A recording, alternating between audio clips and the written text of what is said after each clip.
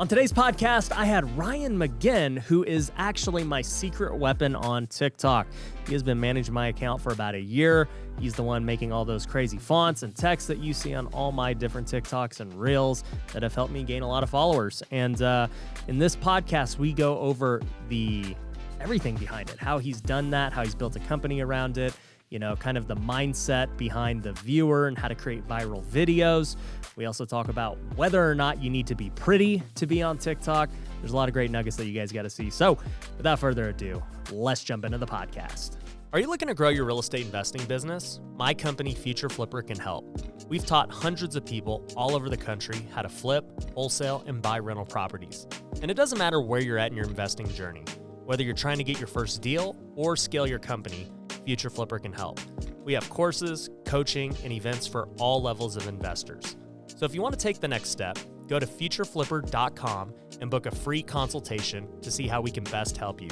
Once again, that's futureflipper.com. If you've ever wanted to invest with me on my real estate deals, it's now possible. At Pineda Capital, we're purchasing value-add real estate all across the country. This includes multifamily, commercial, and land development. The best part is, with my network, social media presence, and marketing strategies, we're able to get the very best deals that others don't have access to. You can join in with me on those deals if you're an accredited investor. If you want to learn more, head over to pinedacapital.com to see our current opportunities. Once again, that's pinedacapital.com. Welcome to the Ryan Pineda Show, where our mission is to invest. I only expect to make money in things that I understand. Innovate. It's about believing in the future and thinking that the future will be better than the past. And inspire. I am much more likely to hit my goal just due to putting it out there. You now rocking with the best. What's going on, everybody? Welcome to another episode of the Ryan Pineda Show. Today, I am unleashing my secret weapon on everybody. This is the guy responsible for running my TikTok and helping me get all the millions of views that I've gotten. None other than Ryan Magin. What up, dude? What's up, man? Thanks for having me. Yeah, dude. So, I was debating whether having you on the podcast because, all these people are starting to copy all the trends and everything. And I'm like, you know what? Let's just unleash the secret weapon on them, dude. Well, I'm excited and scared because I don't want everybody to copy me, but I see why they would want to copy me because it's highly effective and a lot of people that we work with, which I have some NDAs. I can't quite share everybody, but they're gonna know how it's being done. So I'd rather be the one leading the forefront on. Come learn from me. So. Yeah. So it's funny, man. I'll give people the background since maybe you can't speak on a lot of the background. But I'm over on TikTok. This was, how long ago was this? A little over a year ago, maybe a year and a half. Maybe. About a year. Yeah, because I've only been on TikTok. Like I started right at the beginning of when the world shut down. That was when I started too. Yeah. So I think during that time, I was making my own TikToks, and I made all my TikToks for about 6-7 months. Dude, I was pumping out 2 a day by myself, editing, and look, it got me hundreds of thousands, and it was what I needed. But eventually, I was like, just like every other business, I'm like, how do I outsource this? Like, I'm tired of making these videos myself. And I just don't want to do it. So I randomly came across your videos because you were just talking about TikTok in general. You were talking about, hey, here's how you make better videos. Here's how you use good cameras and hooks. I'm like, this guy knows what he's talking about. And you had all of these texts that people probably associate me with now. But you had all these texts going. I go, dude, I really like that. I think that will get good attention. And then I started to see Grant Cardone's TikToks. And I was like, these look very similar. Now, I'm not going to say whether you work for Grant Cardone or not, but I'm going to say that I reached out to you and I was like, dude, do you do this for people? Because it sure looks like it. And if you do, I want you to do it for me. And then the rest is kind of history. Yeah. And then obviously we started working together. And yeah, I think we've added almost 400,000 followers since, but you have a good team that does a lot in addition to that, so I don't want to take full credit for that. Yeah. But, it's, you had a really good operation, and obviously certain people are primed for better growth than others, when we step in and kind of, help people do that. But yeah, I just started on TikTok because, one, I was depressed because I had just lost a bunch of video retainer clients, and I didn't know what to do. And I have a 5-year-old daughter, and I was stuck at home watching her because my fiance is a nurse. So she was like going to work every day, Yeah. Back when shit was crazy. And I was like, I just had to refund out probably close to $20,000 because all my clients, I had already sent all the work and they just decided to all hit refund and charge me back. And like, I actually had to go to the bank and pull out like my last 5K so I could make sure I had enough to pay my bills or what was left. Before it got charged back. Before all that, because if it was a no, you get a charge back, you have 24 hours basically to either put the funds in there or in my case, take the funds out, which put my account into a very, very fat negative balance for a little while. So basically I sat on that and I was like, what do I do? And that's when TikTok, and I was like, I really want to just teach videography and I really want to teach, content creation from more of a marketing and direct response perspective, because I feel like that's where the future is. And that, short form, I've always been a fan of short form.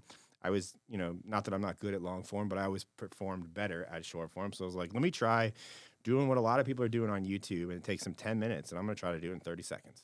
Yeah.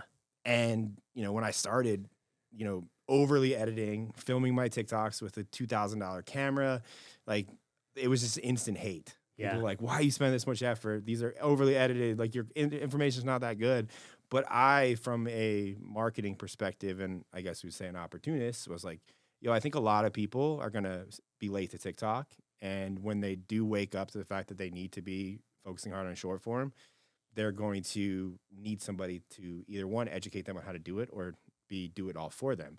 And so that's when I decided, hey, let me just create an agency, but not just any agency. I just focus on TikTok. And now it's obviously the scope has gone to Reels and YouTube Shorts as well. But and when I said that, I still have the video on my profile. Literally, there's like 20 comments of people saying that it's never going to work. and here we are, a year later. I have 6 employees, and it's the company's grossing like $50,000 a month. Yeah. So, dude, I love that, man. And first off, I just want to thank you personally, because you've taken a lot off my plate. I mean, not only has my TikTok and as a byproduct, my Instagram grown because we just repost them on there, but you gave me my time back because I was making all these TikToks every single morning. If you watch my original TikToks, you can see every single one was like at my house because I just wanted to film it before I went and like actually, did real work. So, but now I don't have to do anything because you guys have been able to repurpose clips like this and, make it so I really don't even go on TikTok anymore. Like they're posted and people will crack me up because they'll say like, hey, I really like what you said about this. And I'm like, when did I say that? And they're like, dude, you said it today. And I'm like, oh, because I don't know. Like you guys are posting them. You guys are picking the clips. Like I have no idea what everyone's doing. Yeah. And that's kind of, obviously, when the level at which you're at and then the scale at which you operate your business, it makes sense to outsource a lot of stuff. But I mean, you did it. I think that you have to do it to a degree a little bit in the beginning, especially on TikTok, because I feel like that's somewhere that people mess up. Right. Because it's totally different than any of the other platforms. But you have that knowledge, so it was like even finding clips for you, and like you tend to, I call it speaking TikTok. Like you speak in a way at which is easy to point out that things will do good on TikTok, and not everybody has that quality, and that we see that with our clients, the ones that I would consider harder to grow. Like they just don't necessarily speak in a direct and concise manner with enough tacticality to do well on the platform. So it's a good, to go full spectrum. Like, I mean, it's awesome to, like, when people can, like, we can amplify somebody that's already doing shit that's good. Yeah. It's way easier to amplify somebody who's good versus somebody who's not. And I think the point you're trying to make is that it's important for you to make your own stuff starting out. That was the only reason I got good at it. Dude, I filmed like at least 500 videos on my phone by myself. I edited them. I still to this day have never edited a YouTube, a podcast, or anything. The only thing I've ever edited is TikTok because, on the app right there, it's not rocket science. No, that's one thing I love about TikTok. I mean, I've never once used the in-app editor or any in-app features to edit any of my stuff or clients. Like, we don't touch it at all. But what I value in what TikTok did was it made creating it kind of dumbed it down enough to where people could get started. And then TikTok also allowed people that were just getting started to also get some recognition that they may or may not have gotten anywhere else, which is what made it so addicting for, I mean, probably even yourself. Yeah, I mean, like, to go, I think at the time I had like 15,000 Instagram followers, no TikTok, no YouTube, nothing. And then, I start making TikToks and I get to 100,000 pretty quick. Like, I don't know, maybe it was like a month or 2 months. I was like, this is nuts. Yeah. And it was just cool. And then once Instagram released Reels, I throw them on Reels, and then my Instagram explodes too. Mm-hmm. And you're starting to see YouTube Shorts now. So, we're experimenting a little. Like, I don't want to water down my YouTube brand with all these TikToks and short form, but at the same time, I kind of want to hop in and, if one of those can go viral, it's a lot of subscribers. Yeah, I think we're going to see, you've kind of been a very early adopter to the short form, like heavy short form. And it may, some people, some other, like obviously Gary V's comes to mind. Like, he's been a very big proponent of just content in general, but he started going ham on short form very early on. I think you can see it just with how society acts and reacts. Like, it's such a headline-based society and a clickbaity-based world we live in that they don't want to, unless you get their attention with enough short-form pieces of content to get them to sit down and, let's say, watch an hour podcast. I think most people start the wrong direction. They don't focus enough on just getting people's attention and building that little community based on, I'm just going to keep showing up, and if you like me, you'll stick around. And that's kind of what I've kind of adopted with my TikTok was, because I've since gone away from the content creation videos, mainly because they just don't get as many views. Right. And, my business model is to show people that I know how to get views. So all I'm really trying to do on my TikTok is figure out creative ways to drive a lot of traffic to myself. If the byproduct is I get a good amount of followers, that's cool too. But also when I'm working with bigger clients, I just want to show them, I'm like in this too. Like, if we make a video for you and it goes viral, which will happen at some point, like I know you make enough videos, you'll go viral on TikTok. Like, I know what it's like to get destroyed on TikTok. I know what it's like to get 100 duets of people that don't like you. Like, and I try not to let that happen to my clients, because that's usually, generally speaking, that we had a failed video because it was taken out of context. Right. But in the retrospect, it's like when you get taken out of context, it's usually 9 out of 10 times you always go viral. Yeah. So it's such a weird balance to follow with TikTok. And it's, but it's turned into, not that I don't enjoy creating videos about creating videos, but I also knew that skill set was going to limit me. I just needed to go super broad. And that's when, like, I just started just basically giving advice to Gen Z. Well, what's funny is, when I first reached out to you, right, like I watched your videos and I didn't see you talking about, wanting to do it for other people. It was just like you were giving out good value and all this, like in your headlines and everything and your bio, there was nothing like, hey, if you want me to do this for you or you want to learn how, message me. There was nothing. I just messaged you because I was like, hey, you make cool videos. Like, do you think you can make me cool videos? And, we got on a call and we started talking, and that was when your agency was much smaller. And I was like, okay, this guy gets it. Like, let's roll with it and see what happens. And I don't know if the results were like instant or anything, but over time, it's just been a great thing. Yeah, most people's results. I mean, we've had some smash hits. Like, some people are very easy to make go viral, and with viral comes followers. Usually 10 out of 10 times, like you get some amount of followers, and the more times you go viral, it just kind of, you keep getting more followers. But yeah, I mean, some people are a little harder, but yeah, I think it took about 6 months or so of us probably doing yours before we really started cracking the code to, like, now this is what people like when for what I say. When Ryan talks about this, that's 100K views. Like when he says that, that's probably 500,000. If he says that and does this and it's in this location, he's probably going to get over 1 million. Yeah. Like, and that's kind of, we've just kind of broken it down to like the science of things too. I see a lot of data. Yeah.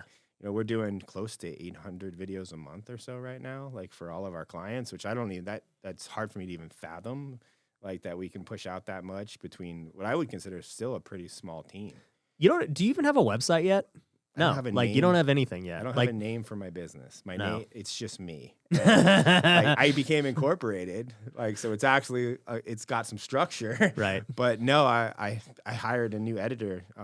Actually, yesterday I was on a call with him, and brought him on, and he's like, "Oh, what's the name of the company?" So I could tell him who we work for. I'm like, that's a really good question, because and mainly because I didn't want to early on. Well, you didn't expect it to be what it's become. No, and it's taken on a life of its own, and it's more. I guess the best thing is, like, I tend to bite off more than I can chew, and then just figure out how to chew it, and then it has just turned into, how many editors do I need to hire? What kind of training do I need to give these editors? What type of what can we systematize? How do we keep providing the quality at which we're offering, and keep it competitive? Because I mean, I know people are going to come and start doing it for cheaper and stealing everything we do. That's just inevitable. Right. They're probably going to come faster now that I'm on this podcast. But they're like, "Holy shit, you're making that much money on TikTok?"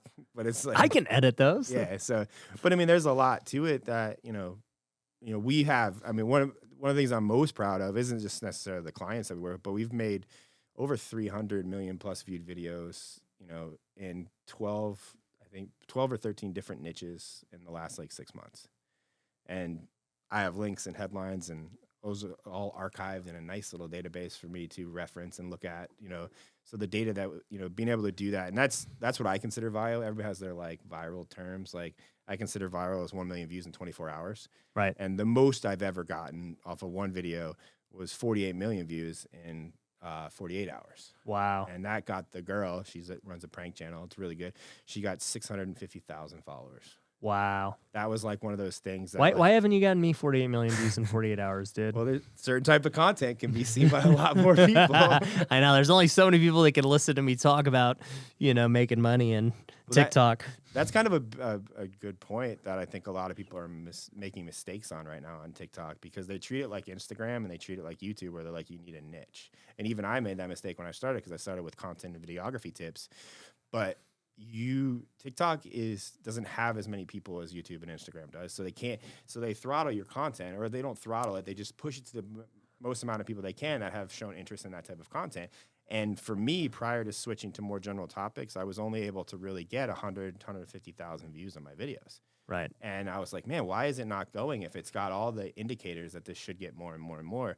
And the only indicator was, it ran out of content creators or people that were interested in watching videos about that to show it to.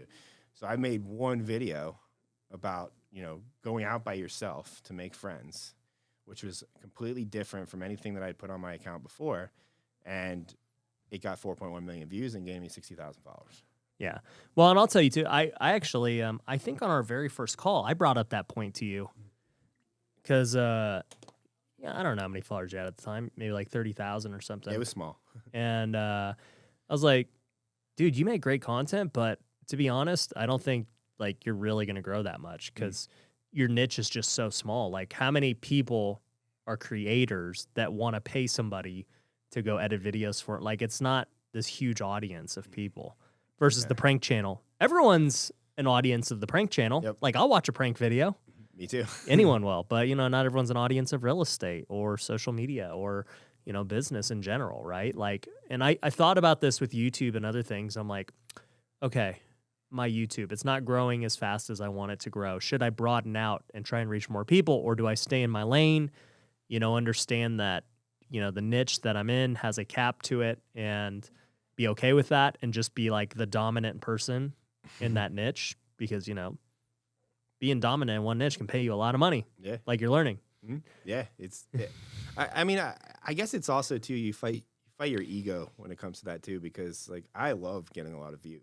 I'd be lying if I said I don't check my stats and go, why have I gotten so-and-so to go viral 50 times and why have I only gone viral 3? Right. And it makes you really question, what am I doing it for? Why am I doing it? It really forces me to, kind of have that talk with yourself. Yeah. But at the end of the day, I'm like, yeah, I want to get views. I like it. I like getting What do you recognized. think the recipe is for going viral? Super tactical. It has to be something, and we call it the first question that you should ask yourself if you make a video, even before you film. Most people film stuff and then just hope it goes viral. As you work, we tell people what to film because we know it's got a strategy to go viral. And the main thing is it has to be very tactical, to where somebody who watches the first one. So if you make the video and you hit post, and then you watch my video because you follow me, you send it to your editor, and then your editor sends it to 2 of their friends. That's like the indicator. But if it stops just with you, or it only stops with one person, then doesn't have enough viral potential. So people got to share it. Yeah, but it's from the sharing mindset of like, can I send it to my fiance and then she shares it to her friends, which don't really have anything to do with what I teach, but the piece of advice is so good and so tactical that it can keep going beyond the niche. Right. And I think that's the more you can keep going, that's why pranks work, because you can just keep sending them to people because people just keep laughing and it's funny. But that's like the first thing is it tactical enough and does it share something of value to where somebody's going to go, I want to send it to somebody else. And I know that sounds like super, like that's a lot of people say stuff like that, but I don't think they think about that before they make the video. They think and even a guy like me who does this for a living, I did not think about it like that. Like I understand it. It's not something I haven't heard, but when I think of a good video for me, I'm like, oh, the algorithm picked it up and it just showed it to millions of people. Like that was cool. Like I never really even thought that, oh, probably people are sharing this a ton and that's why it's signaling to the algorithm, hey, people really like this. They're sharing it. And it comes down. It also comes down to it's a mixture of things. Like it's not like shares. Obviously, like there's no playbook. Like I don't like know anybody at TikTok that says make your videos like this and this is what we're gonna do. But sharing is obviously a big benchmark because it's a human interaction. It's like was it good enough to somebody send it to their friends or text it to somebody? Then yeah, that's generally an indicator of one, they watched your whole video. Right. So then that brings in the importance of like watch time, which is another big. Yeah. I think likes and comments, I think that they weigh the least, but I've had videos with low watch time but high comments that have done really well too. But I mean, it's also what you go viral for also I don't think creators think about that enough as well. Like I had a video that I was taken out of context. I got a lot of views, but I didn't get a lot of followers. But for example, that video that got 4 million views, they got 4.1 million views. I got 65,000 followers from one video. Right. Like because it was tactical advice, it was shareable, it was good advice, and there wasn't a barrier. I wasn't hiding something. It was just like, do this and you'll get these results. Right. And people did. Yeah. So one thing I'll add. So a lot of the stuff we're talking about, I actually talk about in my social media academy. You guys can go get that at ryanpineda.com. Where we talk about TikTok, but it's about every platform: YouTube, TikTok, Instagram, all that. But you brought up shares, you brought up watch time, which is great, and then the other one's click-through rate, right? How many times are people clicking on that video? Now, TikTok, I don't know has click-through rate, but YouTube does. I think the click-through rate to your profile, meaning did they watch one video and then go to my profile? Go to your profile, and then how other many videos did they go from there? Yeah, and so that's TikTok's version of it. YouTube's version is did you click on the thumbnail and go to that video? Mm-hmm. And nobody knows how the algorithm truly works. Like everyone has their ideas. Yeah. And I heard Mr. Beast talk about it one time. He was like, dude, it's simple. Click-through rate and watch time. That's it. Like, think about it. If the thumbnail is so good that people click, that's the first indication that people are interested in this video. The second indication is, did they stay the whole video? If they, immediately exited out, tells you it was either clickbait or it was a crappy video, whatever. But like, if somebody wants to click it and somebody watches it the whole way through, you got a winner. Mm-hmm. Like that's it. It's simple math. And it's like people get caught up in the comments. People get caught up like, my friend Graham Stephan. He's always known for hitting the like button or smashing the like button, right? Does that actually help him? I don't know. Yeah, I always wondered that. Yeah, like I don't even know that Graham knows, right? Like it's just a guess at this point. But what we can say for sure is if people are sharing your video, if people are watching it all the way through and they watch other videos of yours after that, obviously the algorithm likes that. And I think they come at like the knowing the culture on TikTok too is very important. Obviously you have to hook them in, and the attention spans, no disrespect to people on TikTok, but the attention spans seem to be quite short, meaning you have to, and they got really strong thumbs, so they swipe really fast. So you got to stop them from swiping that thumb. And the hook, obviously the first 3 seconds of your video or 5 seconds is just as important as the next 3 to 5 seconds that comes after that. Right. I think a lot of people put emphasis on the hook, but not what happens from the next 3 to 5 seconds after that. Because if you hook them in and then they don't get a piece of information or a piece of value soon enough, then they swipe away.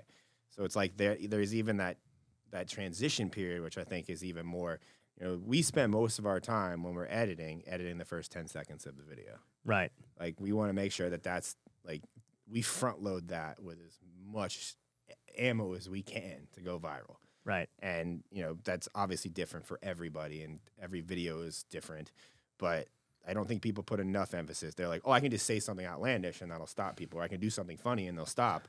But, okay, well, what comes after that? How do you transition from that into actually keeping their attention for the rest of this 30-second video? Right.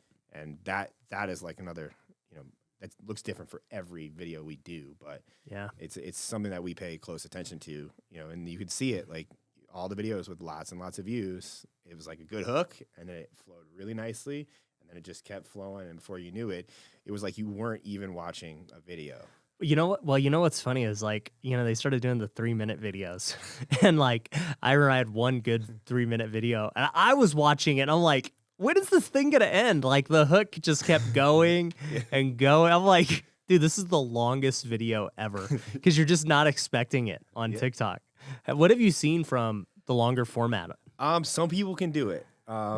Most of our clients, I was getting bored of my own video. Yeah. Most of our clients, like, it's very hard to keep on TikTok specifically. It's very hard to keep the attention. In our experience, past 30 to 40 seconds. Right. Like 30 is like, if there was a sweet spot for viral videos, like 30 seconds is, from what I've seen, and we put out a lot of videos, that's where you need to fall. There are some unicorns, like your video was like 2 minutes and 48 seconds long and it got like 4 million views. So like, but I know the editing that went into that video, and it was about 4 hours of editing to make that 30 to make that happen. So, and Luis, who's on my team, shout out to Luis, he's awesome. But I was like, you spent how long on that one? And, he was like, it was so good, I had to keep the story going. He's like, I couldn't stop. He's like, I got in about a minute, and I was like, I bit off a lot more than I could chew here. But then I just kept going. I'm like, all right, Luis, that's not very effective for our workflow here as a company, but I value the effort, and clearly it worked. Yeah, but Luis, shout out to you, dude. I appreciate it too. Yeah, we've tried to recreate that on other occasions, and it just hasn't. Again, it comes down to the topic too, like what is being talked about in the video, and that's another. Do people on TikTok, is it even relevant to them? Like, and a lot of people, especially marketers and people that we see in the role in a lot of the circles that we flourish in, like they come at it from like a me approach, whereas like I make content about this and TikTok should just listen to it. Well, it's like, no, for example, we had a fitness video that like they have like a terminology for their like the loose arms, like the bye-bye arm or whatever. Okay. Like, I didn't know that. I don't even know what it's a woman's like fitness term. Okay. But she said it in one video and with one terminology, and it got 500,000 views. So we were like, yo, let's just recreate this video in a different way and let's see if it works. Well, she said the term different. She called it something completely different, and the video tanked. So the term was more relevant. We searched it. We looked at it. The hashtag for that specific term was like 800 million views, whereas for the other term, it was non-existent. So TikTok pushes stuff that is culturally relevant and popular on the platform. That's why if you mention brands like Chipotle or Hydro Flask, you're sure to get a lot more views on TikTok. Really? And I've tested that extensively. I did not know that. Yeah. Interesting. I don't know why that is, but I'm thinking that they probably spend a lot of money on TikTok. Yeah, no, for sure. Well, and I know for sure TikTok has an agenda of pushing certain people and brands and other things because I've gotten the emails. So let's talk a little bit about that. One of the questions I get from people is like, do you have to be good looking? Do you have to be, all of these things? And you actually revealed something to me that is really crazy about that. But before we go into that, let's hear a quick word from our sponsor. Have you ever wanted to invest in real estate, but you didn't have the time to find deals yourself? That's where Fundrise comes in. Fundrise is a crowdfunding platform that has transacted over $5 billion in real estate and has over 150,000 active investors. While many funds, like my own, require accredited investors, Fundrise allows anyone to invest with as little as $500. If you'd like to learn more, check out fundrise.com. Once again, that's fundrise.com. Are you looking to find off-market real estate deals? One of the best tools my team uses is Batch Leads. With Batch Leads, you're able to pull data, manage lists, and send text messages. On top of that, you can get nationwide access to the MLS to get pictures and comps. My team has used Batch Leads to get some of our best deals, so I know it works. If you want to start today, you can get half off your first month by going to batchleads.io and using the promo code Ryan. Once again, that's batchleads.io, promo code Ryan for half off your first month. Now, back to the show. So tell me about this beauty filter. I did not know this was a real thing. Well, so again, there's a lot. TikTok has a lot of conspiracy theories, things that may or may not be a thing. But I do know from some very knowledgeable, well-connected people, because when you start running the accounts that I manage, and you start, like I've talked to people, and you kind of get some insider knowledge. I was become aware of what they call a beautification filter, or a beautification algorithm, if you will, that basically prioritizes attractive people and attractive qualities to get more views on TikTok. And you've heard people talk about this before, and there's actually a term on TikTok. It's called #PrettyPrivilege, which is a real thing, even though I like to... It's a real thing in the world. It ain't just TikTok. But TikTok was obviously Musical.ly before TikTok, and it was owned by ByteDance, was a Chinese company. But ByteDance had other apps prior to Musical.ly that were very open about the fact that they had beautification filters. That's great. So if they had it then, and they made TikTok, my guess is it's there, and we've seen it. I have a lot more views than I have followers. Now, I try to take care of myself. Maybe I am just not hacking it enough in the TikTok algorithm to be as beautiful as what they want to show for mega virality. But I would bet every bit of money that my company makes that there is an algorithm that prioritizes attractive features, and whether that be for males, like sharper jawlines, good teeth, nice hair, thinner faces, muscular frames. I just am so curious how the algorithm can judge that. Oh, it's scary. It's so crazy. There's a lot of scary things. TikTok is very intuitive with what they can pick up and stuff. I mean, you see it a lot with, what is kind of, now non-existent politically on TikTok's platform. But, if you're wearing specific shirts that say things, yeah, you'll get flagged. Well, it's like the chicken before the egg, because it's we're beautiful people just getting more views because they're beautiful and people watch them more?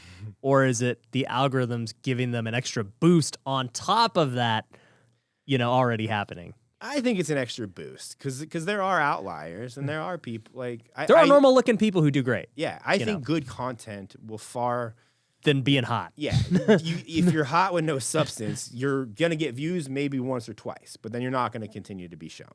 And that's I think why TikTok, they'll blow up your second or third video. I think it's just to fuck with people, just to be just to get them hooked. Yeah, you're hooked. And I think the creator of TikTok, I forget his name. It's smart. He's openly admitted that we like to keep people coming back. So it makes sense. People, you see it in society, you see it in the real world. People, it's you live in Vegas, which is fueled by vanity, right? It's everywhere, and I think people are a little short-sighted if they don't just admit that it's there and work to their best to kind of hack that. Generally speaking, I know firsthand that if I don't have sleeves on my shirts and I wear short shorts, from the brands Chubbies and certain companies, I get more views. I might not have it in the facial category, but maybe I got it in the physique category. But it's, these things are I'm just curious about stuff like that. Dude, now that you're bringing that part up, I remember I had a couple of million view videos where I had a tank top on, just doing the stupid point videos.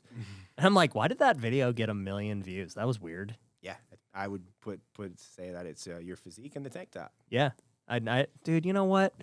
I'm filming these podcasts in a tank top from now on. We got to increase our chances. I was going to, but I was like, I'll just go a little more. You have a higher end audience. I didn't want to just come at this looking like a frat guy. Because that's another thing too. But with those, with the views comes those terminologies. I've been called a Chad.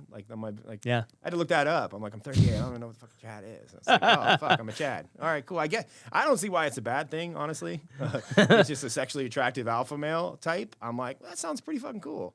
So, but the the comments on TikTok they're always interesting. They're like, you're a boomer, dude. Yeah, They, boomer. they got everything. They got everything. So speaking of that, quality of followers, you see these guys with millions and millions of followers, but they're not making money, right? And then I've thought about this with our content. I'm like, okay, we're pretty much just taking stuff I talk about. I'm not like creating anything.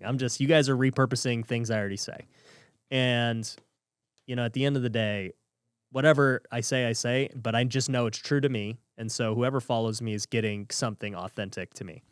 But then, there's the trends and all these skits and things that people do. And I'm like, man, those get millions. Should I start doing skits? But then it's like, these skits don't even, I don't see an end game with them other than followers that don't really maybe care about your other stuff. We've never, as a company, and I myself have never done a trend or a skit or even cared about a hashtag. And as a company who's working out with almost 30 clients, like I can't scale a trend, a hashtag, or a skit. I can't hit you up and say, yo, Ryan, I need you to film this video right now. I'm like, I ain't got time for that. Yeah, you're like, dude, I'm golfing. Yeah. Yeah. And I'm like, fuck, okay. So the hack for that we, is, okay, topics. Like, how do we scale topics and things that are being talked about? But I think that doing the skits and all that, like, yeah, they're going to drive views. Like, if it's popular on TikTok, you're probably going to get more views on that video. But it's not because of you. It's not because of what you're saying. It's because TikTok's feeding the algorithm with stuff, like people that are doing that skit. People are concerned about the skit. They're not, it's not you. And, and from an influence standpoint, like I came into TikTok with like, I'm going to make a lot of money from this. Like, that was my goal from day one. Right. Like, I have a lot of information to share. I have a lot of value I can bring. But at the end of the day, like, I'm going to build a business around this. And I think, people lack that when they, especially on TikTok, they just fell into TikTok. A lot of really attractive people have gotten very big followings, and now they're just trying to figure out the monetization aspect. But one of the biggest keys to monetization on any platform is just you have to build influence, and you don't build influence unless you talk.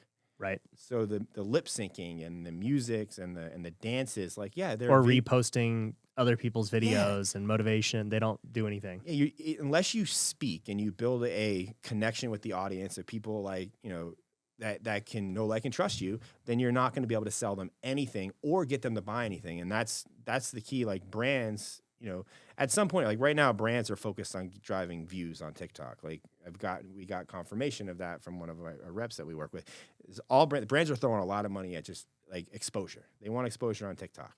But at some point, that's going to shift, just like it did on Instagram, where people are just like, well, now we want to track everything. Like, we need to find the quality influencers and not just the ones that can make a 1 million viewed video. Because if you can make a 1 million viewed video and get them exposure, cool, that's one. But if you can drive 1,000 sales.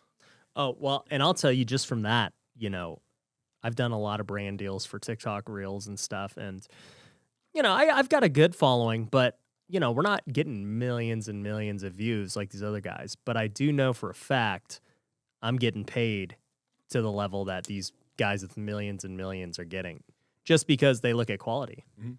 And you're also building a customer base of people that trust you from the level of not only do they watch your content and they tune in, but they've invested something in you. They're now on a customer email list. They're getting more personal attention from you in some way, shape, or form, whether that be a course or mentorship or calls or in-person events.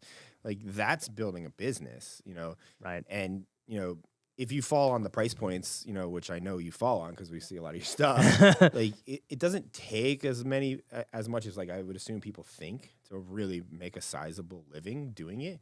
It's just also there is a balance, especially on TikTok, of selling versus not selling and providing value and providing value, which is TikTok is one of the harder platforms, I think, from that aspect to monetize. TikTok is much harder to sell on.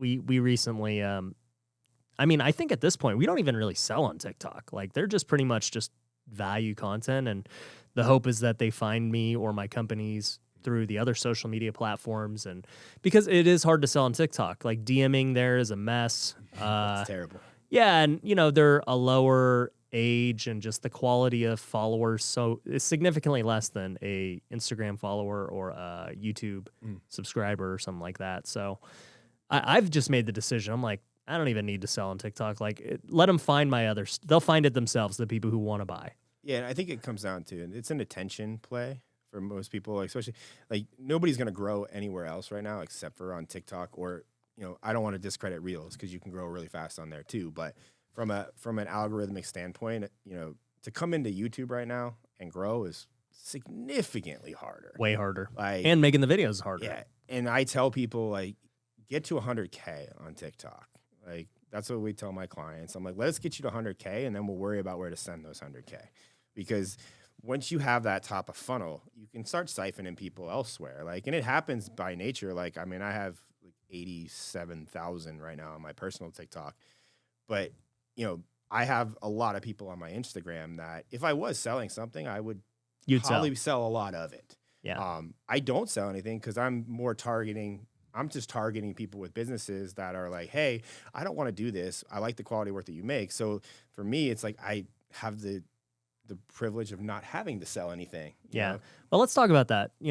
Knowing your clients and everything else. Like, people listening to this, they might be like, dude, I want to work with you. Like, what's that look like? And I'll tell you guys, it's not cheap, right? Like, it's the things we're talking about require a lot of time, expertise, all those things. And I would say most of the people that you probably get are business people, like you said, because they have a way to monetize the cost of creating that content. Whereas other people who are just trying to build their personal brand, they don't have the budget to be able to afford it. Nor is it a client you really want, right? Like, you want higher level business people and stuff. Like, you got to know your audience, or your customers, I should say. But out of all these people you're getting, I'm curious, like, how many of them are creating content and sending it to you versus me, where I'm creating long form and you guys are picking at it? It's right now it's about I would say 80-20, 80% film directly for platform, 20% repurpose. Really? Yeah. And I will, full transparency, the repurposing from a company standpoint and a time standpoint, It's way harder. Is way harder. And there's a lot of limiting factors to, for me, what I try to do, and this is like a company goal that we've kind of set, is within 30 days, we want to get you your first million view video. Like, that's like, when we don't do that, I have to figure out why, and to do that, we're limited with a repurposing client. We're limited to what's already out there. Thankfully, somebody like you or some of my other clients have massive archives of stuff that we can search and find. But for the average person, they don't have. They have nothing. So they got to create their new content anyway. Yeah. So it's like, hey, let's start with these 25 videos. Right. And then let's post half of them. And then let's keep the snowball going, look at what does well, and then make more of that. Make more of keep those. doing that. It's not rocket science. Yeah. So, I mean, that's kind of, but the repurposing to be, from a time standpoint, it's completely hands off for the client because they don't have to do anything, but it's also, we're a little more limited on what we can do. And I mean, there's probably a lot of people watching us that do this, they repurpose people at some point. Like, you're limited by, because one of the biggest things that, I mean, you're guilty of it because I see a lot of your edits. Yeah. You'll get on something that we're like viral potential, and then all of a sudden you just stop talking about it and move on to something else. Yeah, because I'm not thinking from that perspective. And we're like, I need you to coach. I need you to coach me up. like it's just not having an ending. Yeah. You just go on something. It's like, oh shit, that's viral. And now he's talking about golf. Well, dude, guys, I got a short attention span just like the rest of America. So, yeah, I need to. We'll talk after this. You guys will have to coach me up on how to continue doing that. Yeah, it's funny because you give me a lot of ideas, but I kind of don't use them. I'm just like, yeah, I don't know. I'm kind of lazy. Like, it takes so much energy to just film these podcasts and YouTube. I'm like, just whatever you get, you get. Well, it's also too, it's like, I mean, it's creative brain power, whether you're just focusing on like 25, like we have some clients that we do like a 1 hour Zoom with once a month. And like, I coach them, or Luis, somebody from my team, coaches them. Like, we come with the topics and they're on with Zoom. And then, we're telling them basically, okay, you didn't say this. Can you expand on that? So that way we're getting all the pieces that we need to put the video together in a format that we know would significantly stand a chance to do better. Right. Like, and that's obviously that's a lot of people's time and effort. So that's more. Right. But, it's a myriad of clients. I mean, some people like they just don't want to think about it. Like, we work with a credit company, and they already had they had 500,000 followers. They're like, yo, we just like the edits, and we know they're consistent, and they want to pay for the consistency because they started slacking on posts and they weren't making enough. So we're also like an accountability for some people that we know you're going to post, because that's like, the only reason we really don't post is if a video is going mega viral. Yeah. We don't want to post on top of it. Right. So, and that's a conspiracy in itself of whether or not that matters. But I know. From my experience, don't post on top of video going viral. So that's it. And it's like, it's a machine, and we don't like to turn the machine off. And some clients, it may take us 5 videos to figure out what you're going to blow up on, or it might take us 50, so like going back on what you were saying, from even people trying to approach TikTok, I know you have a higher level audience that kind of listens to your podcast and stuff. Like, it's not a platform you're going to come on, grow a big ass following, and then instantly make 100K from. Like, yeah, it's like a coddling following. Like, you have to continually cultivate them and show them good stuff and provide value. And then in your case, all that following is going to bleed over onto the other platforms. So like, knowing my demographic, most of all the most successful accounts that we run are already big YouTubers. Yeah. And they have an understanding, and I don't think it's necessarily they understand the work that's involved in the content. It's a lot of work. Yeah. Well, you and I were talking about this because before you got on, I was like, man, are we ready? Do we really want to do this? Do we want to have like all these copycats and all these things? And eventually we both just said, we're like, it's really hard to copy because nobody realizes the amount of work it needs. And you were like, think about you. You have us plus your own in-house team doing a bunch of stuff on top of that. And you're filming, you've got all these things you're doing in order for it to be successful. And that's why, I truly believe, like the good will prevail on that. Like, there's always going to be copycats. Like, I actually, Alex Hermosi, I know him. Yeah.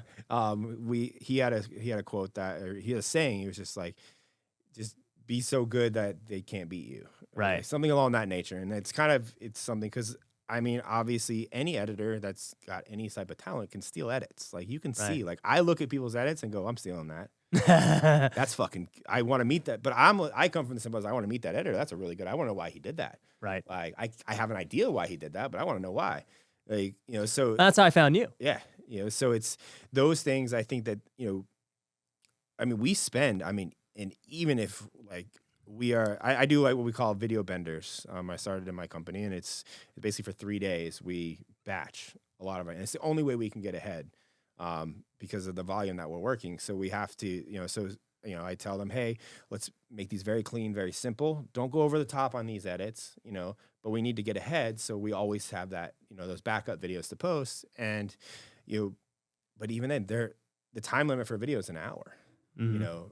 When they're doing their good video, like, and all of our videos are good. Yeah. But when they're like I tell people, if you're spending, like my editors, if you're spending over an hour, start looking at your efficiency and your workflow. Like, we don't use, and this is another, like, just from the scale that we operate, we don't use the main editing softwares. I deter people from using Premiere Pro or Final Cut or DaVinci because they're bulky softwares. Not that they're not amazing. I taught myself Premiere Pro. I know how to edit in Premiere Pro, but I choose to edit in ScreenFlow, which is like an upgraded iMovie. And the only reason I do that is because it completely takes out any of the complicated stuff that the editing software lets you do, and it makes the edit come down to the topic of the video and then the flow of the video. Because that, no matter what emojis, no matter what, pictures or funny streamers and anything that we can add in to make this more engaging, at the end of the day, it's how does the video flow, and does it make you feel like you're watching a video? Right. Because that's what we strive for, is that the video should feel effortless, and the video should, it's like, I call it, you strap in on a roller coaster and you're not going to stop until you hit the wall. And the wall is when the video loops. Right. And you don't know when that's coming. Right. So like, that is a skill set that I've hired and fired a lot of editors in the last 6 months that not a lot of editors have. So I know how much I'm struggling to duplicate that in my own company. So if you're an editor out there, and like, I'll probably hire you, and it would take you to do this on your own. Yeah, reach out to him if you're an editor. But yeah, and that's the same thing, right? It's like, dude, it's extremely hard to do, what you're doing, what I'm doing. So, if somebody can do it, they were going to probably succeed anyway. Like, more power to them, right? And Yeah, I think you brought up Alex. I'm definitely gonna have him on the podcast soon. I had the pleasure of chatting with him the other day, and really smart dude. But what do you think is going to be the future of all of this going forward? Do you see, speaking of copycats, YouTube doing YouTube Shorts and Reel, like, do you see TikTok kind of shifting away from gaining all this market share? Like, what's going to happen? This is like the question that keeps me up at night. Yeah. Because I mean, we didn't talk too much about my backstory, but this was like the one thing that like I could say I have a home run thing, and I'm really tripling down on it to like take it to the the stratosphere. But like, I don't think that TikTok is going to back down, because when I talk to clients, what TikTok does is they basically taken out all the mistakes that Instagram has made. Like, they don't allow any like third-party softwares to log into their platform. Everything is done. You have to it's like two-factor verifications. Like, it's very hard. Right. So that you don't get as many of the bot services and the auto posts and all that. Yeah. Which, I mean, let's say that fucked up Instagram. And then you don't have the you can buy fake followers and you can buy comments and likes and fake views on TikTok, but they don't get you anywhere. Right. The content at the end of the day wins. Right. So as long as TikTok, the only downfall I see them making is the censorship, and I think that that's going to get stricter. But I think the internet's going to get more strict on censorship as a whole.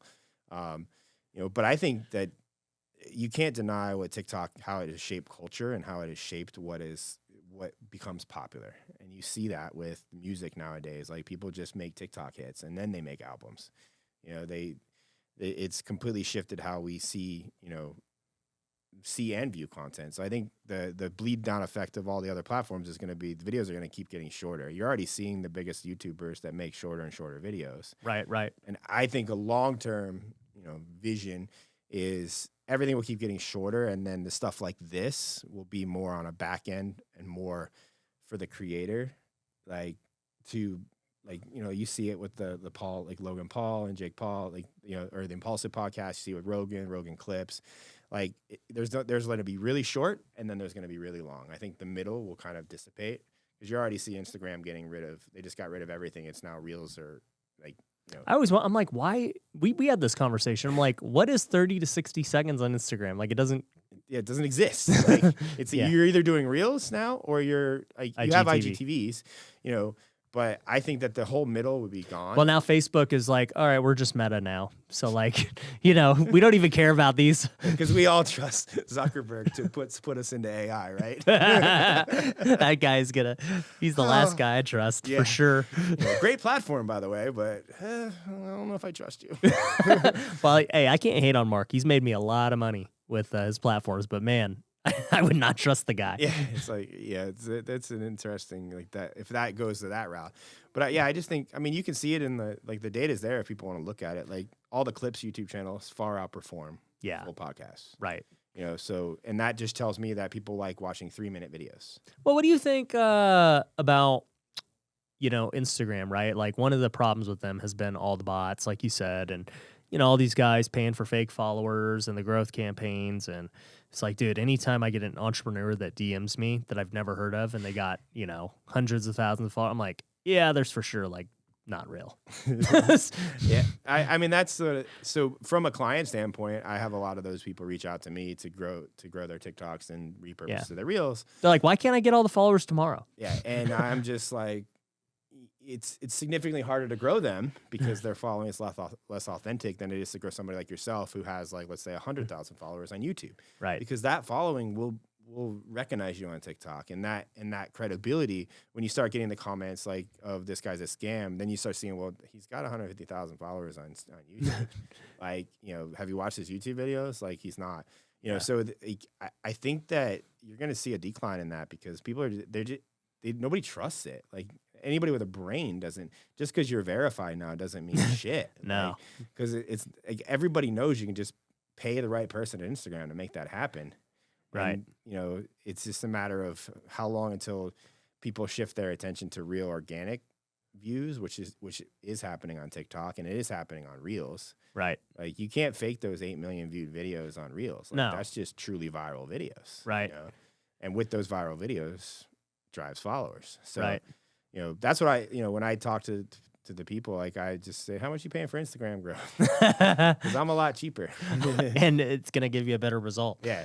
So it's, I just think it'll become less and less effective, and brands don't trust it. Like there's sites, I forget, like is it Hype Auditor or Hype Audit? Like There's a ton of them. there's a ton of them that yeah. that rate your followers based on and brands are looking at that. They're not stupid. If like Chipotle wants to pay you, 100 G's for a campaign, they're going to look. Yeah. They want to know they're going to do their due they're diligence. spending their money on. Yeah. And I think we're going to see a shift in how creators get paid too. And that's one thing that cause for guys like you're like a lot of people, especially influencer brand deals, they're so stuck on, I'll do a video for like 5K. It's right. like, okay, well, that's great. What does the brand get out of that? A lot. Like, provided that video does well. Right. 9 times out of 10, that video ain't gonna do well. And the creators put like half-ass effort into that. So when I'm gonna do brand deals, if and when I do them on my account, I'm gonna be like, you don't pay me anything, but if I get you a 1 million view video, you're gonna pay me 10 grand. Right. Or 20 grand or whatever I can negotiate. However high that you're going all or nothing. Yeah. And the way I look at it is, and I'm not limited to how many videos I can make for you to get that 1 million. Okay. And something reasonable. Like, let's say, like, Hey, I'm going to guarantee you 1 million views, however many videos it takes me. Yep, up to like 30. Like, right. I don't want to post about your brand every day for more than a month. But I think from a creator and a brand standpoint, it's like, okay, now the creator has skin in the game, and now the brand doesn't have to pay you unless there's an actual tangible result. And what's gonna do good there is a good piece of content. So the content will show what. And then there's also like I think creators don't give themselves enough credit for like licensing and stuff. Like, because let's say I did that for Chipotle, and Chipotle's like, hey, we want to use that as an ad, and then they start pumping 10 grand a day into your face. Oh, I've gone through that. Yeah. I made that mistake once, and I'm not even gonna call it a mistake, right? Because I want the brands to do good. But it's like, you want to use this for 2 years? Like, no, like you're gonna pay me to make another one next month. Yeah, and that I think creators that say, because they may offer a number, and that's another thing too. Like most people, especially on TikTok, like they're not used to making like lumps of money. Right. And I don't want to discredit anybody's financial situation, because I sold my soul for a sock company when I was making YouTube videos for $5 grand. Like, right.